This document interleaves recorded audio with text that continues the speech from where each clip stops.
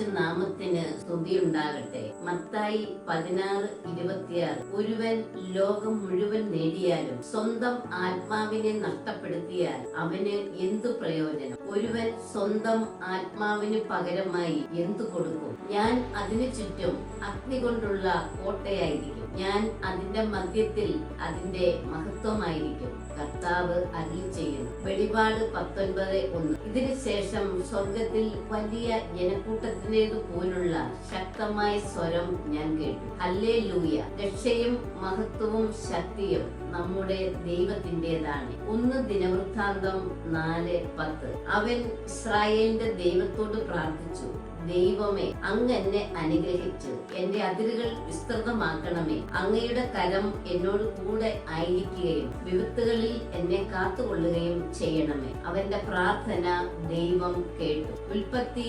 50:20. നിങ്ങൾ എനിക്ക് തിന്മ ചെയ്തു, പക്ഷേ ദൈവം അത് നന്മയാക്കി മാറ്റി. ഇന്ന് കാണുന്നത് പോലെ അനേകം പേരുടെ ജീവൻ രക്ഷിക്കാൻ വേണ്ടിയാണ് അവിടുന്ന് അത് ചെയ്തത്. എബ്രായർ 12:15. ദൈവകൃപ ആർക്കും നഷ്ടപ്പെടാതിരിക്കാൻ ശ്രദ്ധിക്കുവിൻ. വിദ്വേഷത്തിന്റെ വേര് വളർന്ന് ഉപദ്രവം ചെയ്യാതിരിക്കാൻ സൂക്ഷിക്കുവിൻ. വിദ്വേഷം മൂലം പലരും അശുദ്ധരായി തീരുന്നു.